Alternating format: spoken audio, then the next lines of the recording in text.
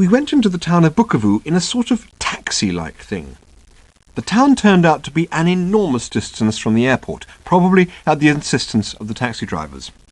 As we bounded along the appallingly rutted road that followed the margin of the lake, and along which a significant proportion of the population of Zaire seemed to be walking, our driver kept on diving beneath the dashboard of the car for long periods at a time. I watched this with some alarm, which was severely increased when I eventually worked out what it was he was doing. He was operating the clutch by hand. I wondered whether to mention this to the others, but decided that no, it would only worry them. Mark later mentioned that we had not passed any other motor vehicles at all on the drive, except for a couple of trucks, which had been parked for so long that they no longer had rear axles. I didn't notice this myself, because once I had identified what the driver was doing with the clutch, I simply kept my eyes closed for the remainder of the journey. When at last we arrived at the hotel, which was surprisingly airy and spacious for such a dilapidated town as Bukavu was, we were rattled and exhausted and started to yawn at each other a lot. This was a kind of unspoken code for being fed up with the sight of one another, despite the fact that it was only 6 in the evening. We each went off to our respective rooms and sat in our separate heaps. I sat by the window and watched as the sun began to go down over the lake, the name of which I couldn't remember because all the maps were in Mark's room. From this vantage point, Bukavu looked quite idyllic, situated on a peninsula which jutted into the lake. Lake Kivu, I remembered the name now. I was still feeling very jangled and jittery, and decided that staring at the lake a bit might help.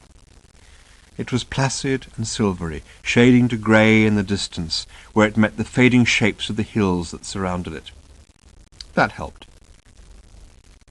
The early evening light cast long shadows over the old Belgian colonial houses that were stepped down the hill from the hotel, huddled about with bright blossoms and palm trees. That was good too.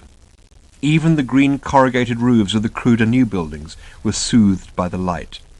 I watched the black kites wheeling out over the water and found that I was calming down.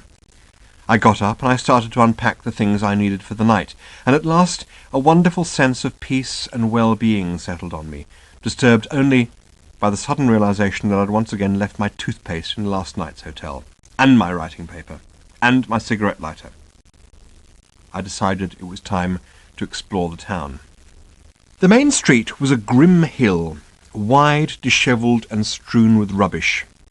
The shops were for the most part concrete and dingy, and because Zaire is an ex-Belgian colony, every other shop is a pharmacy, just like in Belgium and France, except that none of them, as it happened, sold toothpaste, which bewildered me. Most of the other shops were in fact impossible to identify. When a shop appeared to sell a mixture of ghetto blasters, socks, soap, and chickens, it didn't seem unreasonable to go in and ask if they had any toothpaste or paper stuck away on one of their shelves as well. But they looked at me as if I was completely mad. Couldn't I see that this was a ghetto blaster, socks, soap, and chicken shop?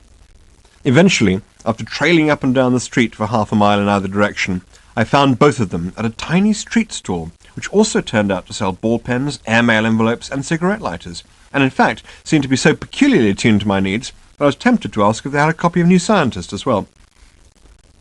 I then realized that most of the essentials of life were available out on the street. Photocopying, for example.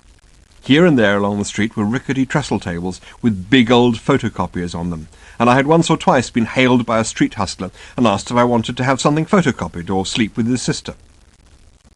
I returned to the hotel, wrote some notes on the writing paper, which for some reason was pink, and slept as if I was dead. The following morning we flew to the town of Goma.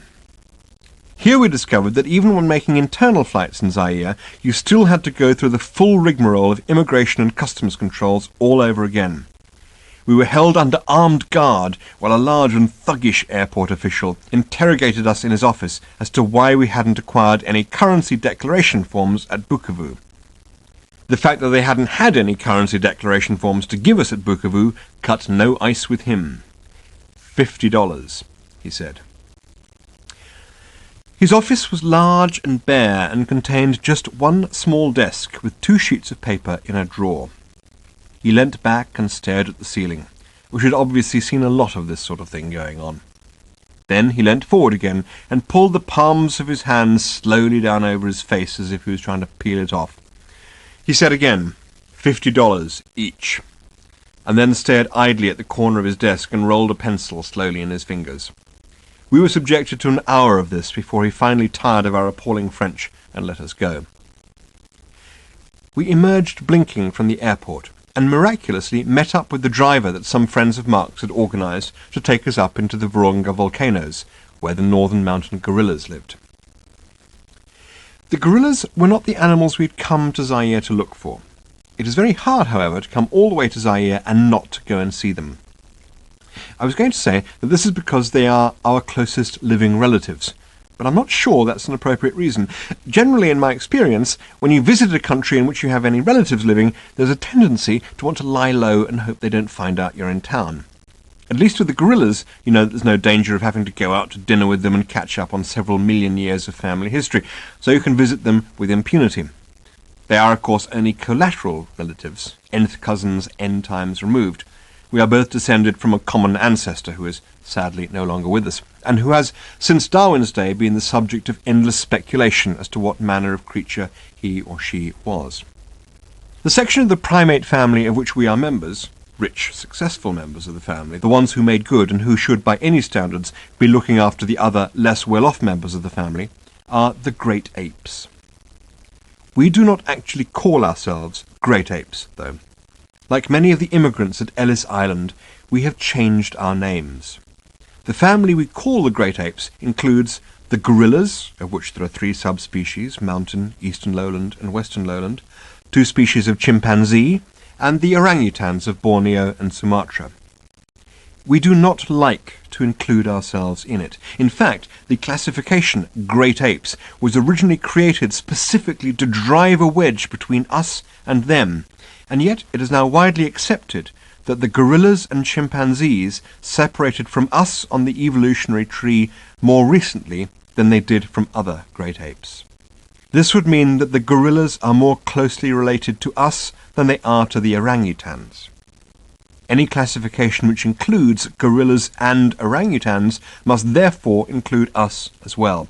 One way or another, we and the gorillas are very, very close relatives indeed, almost as close to each other as the Indian elephant and the African elephant, which also share a common extinct ancestor.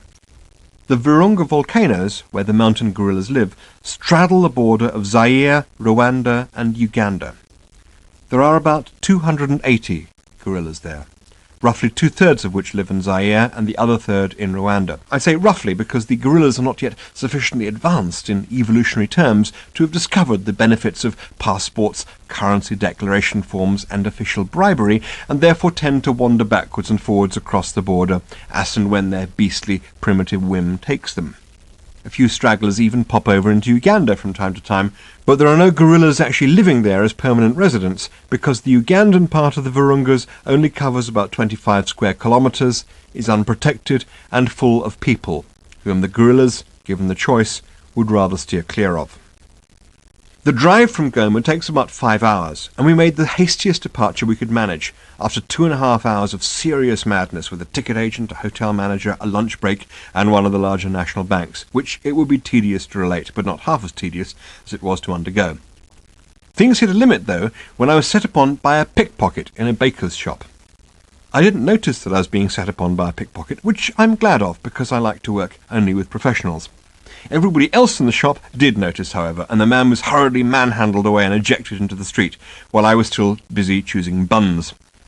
The baker tried to tell me what had happened, but my Zairewa French wasn't up to it, and I thought he was merely recommending the currenty ones, of which I therefore bought 6.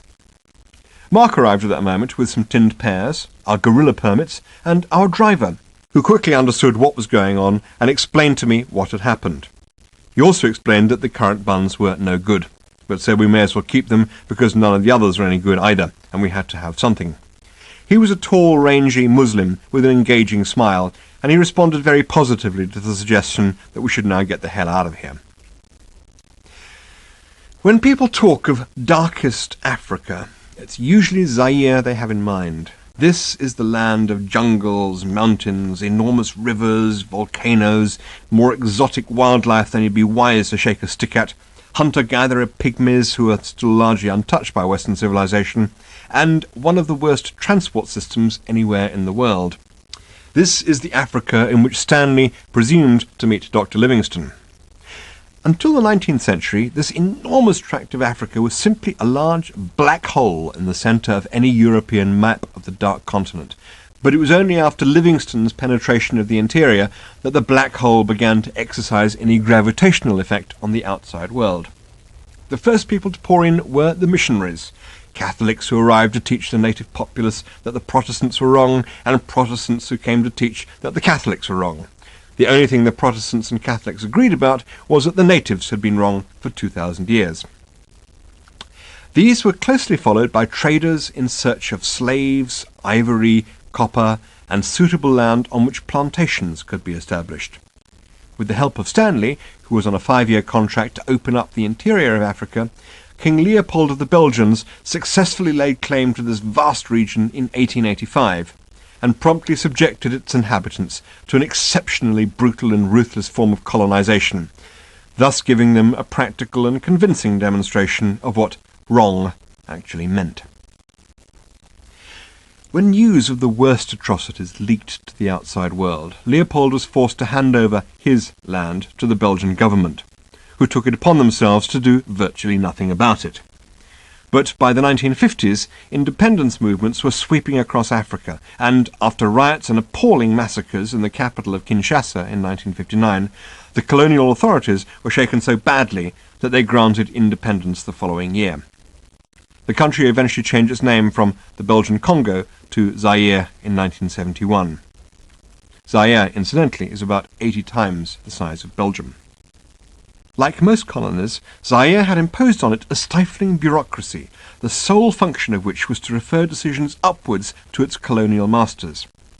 Local officials rarely had the power to do things, only to prevent them being done until bribed. So, once the colonial masters are removed, the bureaucracy continues to thrash around like a headless chicken with nothing to do other than trip itself up, bump into things, and, when it can get the firepower, shoot itself in the foot. You can always tell an ex-colony from the inordinate numbers of people who are able to find employment stopping anybody who has anything to do from doing it.